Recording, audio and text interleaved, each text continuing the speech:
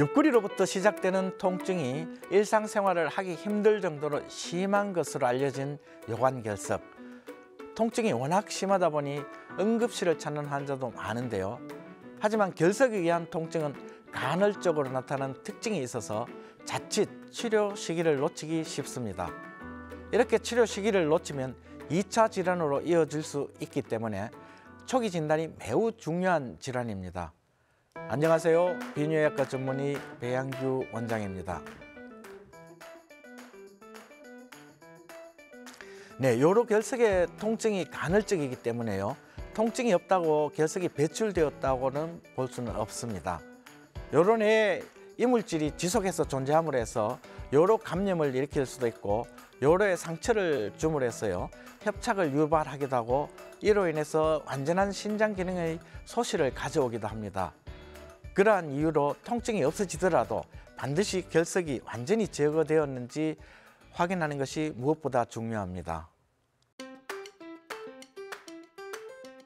네, 우선 통증을 조절하면서 충분한 수분 섭취와 같은 보조적인 치료를 하면서 자연 배출을 기다립니다.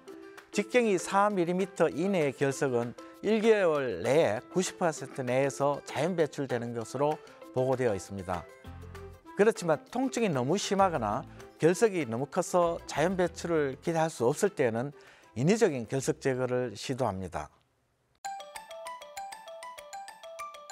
네, 대개 결석의 크기가 작고 증상이 경미하고 결석에 의한 합병증이나 요로에 이상이 없는 경우에는 자연 배출을 시도하는데요.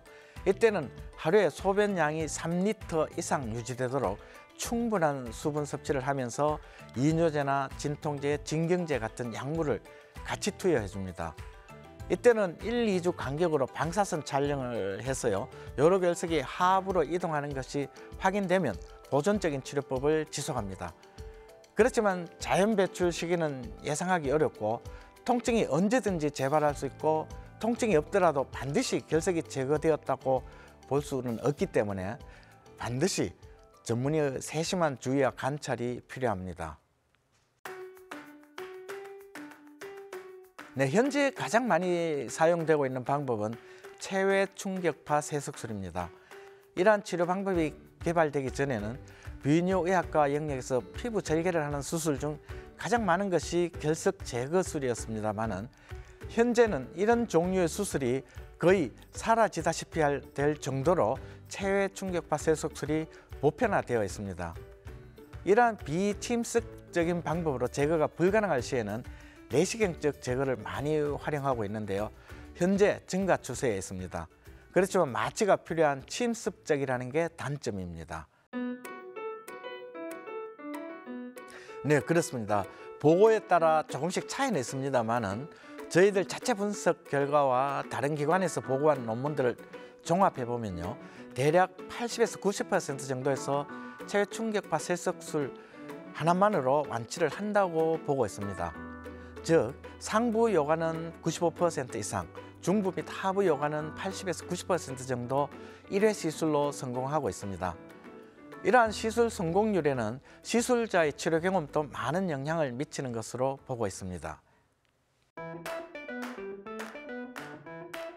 네, 그렇지도 않은데요. 방광결석이나 요도결석에서는 내시경적인 제거가 필요하고요. 결석의 크기가 크고 복잡한 신결석은 경피적 신재석술이라는 수술적인 방법을 쓰기도 하고 가끔 이러한 술기들을 복합적으로 사용하기도 합니다. 드물지만 이러한 방법으로 제거가 불가능하거나 해박적인 기형과 같은 다른 요인이 중복되어 있을 때에는 개복술을 시행하기도 합니다. 네, 이런 모든 비침습적인 치료에 반응하지 않을 경우 수술을 선택하게 되는데요. 수술을 하더라도 개복에 의한 관열적인 수술은 거의 없습니다. 대개 내시경을 이용한 수술을 시행하고 있습니다. 네, 피부 절개는 없지만 수술이기 때문에 마취와 입원이 필요한 상태입니다. 불편한 점도 있지만은요. 체외 충격파 세석술로 해결되지 않는 결석을 해결한다든지 빠른 결석의 제거를 위해서는 내시경 수술을 많이 선택하기도 합니다. 꼭 그렇지는 않는데요. 요관결석에서는 통증이 워낙 급격하고 심하게 발생하기 때문에 응급치료를 요한다고 생각하는데, 통증이나 합병증이 없고 신기능장애를 초래할 가능성이 없을 때는 주의 깊게 관찰하면서 보존적인 치료를 하는 경우가 많습니다. 특히 신결석이 이런 경우가 많은데요.